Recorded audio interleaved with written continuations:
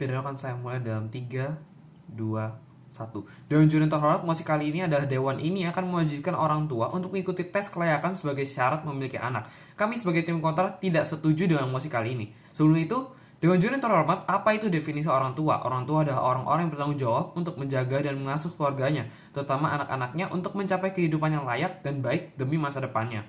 Anak adalah individu yang lebih muda dan menjadi kewajiban setiap orang tua untuk membimbingnya agar menjadi generasi penerus bangsa. Dewan juri terhormat, tim pemerintah datang dengan membawa, kita perlu tes kelayakan bagi setiap calon orang tua sebagai syarat untuk memiliki anak. Mereka mengatakan bahwa pemerintah boleh dan layak untuk mewajibkan hal ini bagi warganya, demi memperoleh dan memupuk generasi muda yang lebih baik.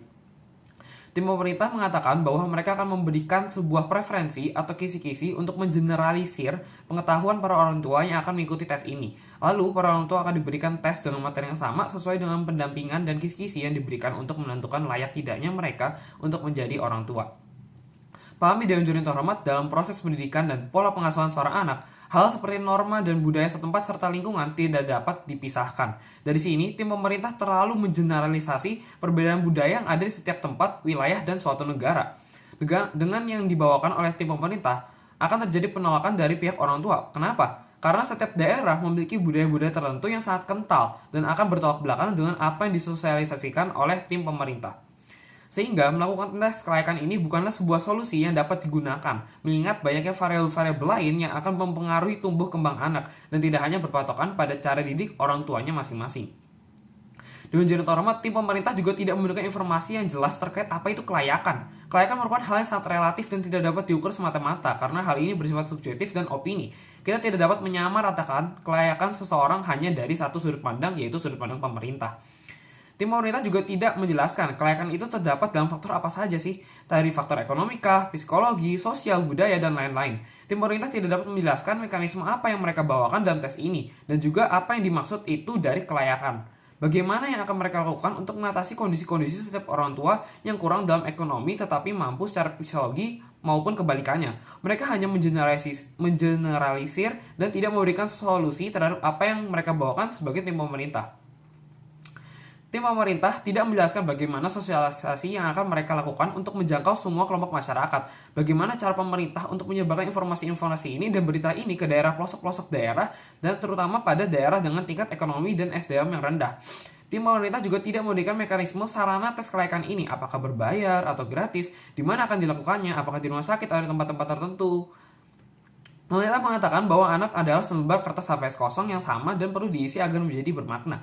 Tetapi dewan juri terhormat, apa yang dikatakan oleh tim pemerintah jauh dari kata benar. Anak bukanlah kertas kosong yang sama, mereka terbentuk atas jenis kertas yang berbeda dan tidak dapat diperlakukan sama. Sifat seorang anak tercantum dalam gen dari orang tuanya. Sifat anak sudah terbentuk sejak kecil, hanya saja akan berubah jika diberikan pengaruh lain. Mendidik anak yang berbeda dengan cara yang sama hanya akan menuntun anak ke jalan yang salah dan tidak dapat menjadi dirinya sendiri seutuhnya. Dengan segala lubang-lubang dan kekosongan informasi yang diberikan oleh tim pemerintah menjadikan poin plus bagi kami sebagai tim kontra. Kita juga dapat melihat pada kasus pemerintah, bagaimana jika seandainya tes ini tetap dijalankan. Dewan juri terhormat, kondisi perbedaan faktor lingkungannya ada akan memperburuk keadaan setiap anak. Misalnya, di daerah dengan maraknya kejahatan, anak mau tidak mau harus dididik untuk menjadi tangguh. Tetapi dengan tes ini, orang tua justru akan disosialisasikan untuk mendidik anaknya menjadi lemah lembut, di mana hal itu sangat bertolak belakang dan justru akan menjadi bumerang di sisi pemerintah yang menyebabkan anak itu menjadi lebih sering terkena kejahatan maupun bullying.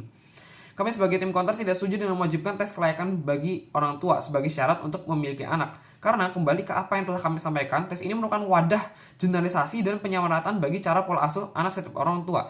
Padahal hal ini tidak dapat digeneralisasi karena memang adanya perbedaan psikologi setiap anak, psikologi orang tua, serta faktor-faktor lainnya seperti kondisi geografis dan perbedaan budaya setempat dengan apa yang disosialisasikan dari tim pemerintah. Dengan mekanisme yang tidak jelas, tim pemerintah tidak dapat membuktikan bahwa dengan tes kelayakan ini, dunia mereka akan menjadi lebih baik. Justru dengan tes ini hanya akan membuang waktu dan tenaga karena tidak dapat menjamin apakah orang tua tersebut nantinya akan menggunakan cara pola asuh yang diajarkan atau tidak. Bahkan, orang tua justru mengikutinya sekedar untuk meluluskan syarat tanpa memperdulikan materi yang diberikan. Lalu dewan juri yang terhormat masuk ke kasus di tim kami, tim kontra. Kami sebagai tim kontra akan mempertahankan status quo di dunia saat ini, di mana tidak ada tes kelayakan orang tua. Kami sebagai tim kontra akan tetap melakukan sosialisasi terkait pola asuh dan cara didik anak dengan frekuensi yang meningkat dan menjadi lebih sering dan tanpa menggunakan sistem tes kelayakan yang dibawakan oleh tim proposisi yang tidak berguna dan tidak akan memberikan dampak yang signifikan terhadap para orang tua nantinya. Dengan hormat, tim pemerintah kalah dari kami tim kontra karena kurang dapat menjelaskan mekanisme tes kelayakan yang akan mereka bawakan. Mereka juga kurang menjelaskan hal apa yang menjamin bahwa penggunaan tes ini akan menjadikan dunia yang lebih baik. Maka berdasarkan penjelasan saya bangga menjadi tim kontra. Vote for opposition. Terima kasih.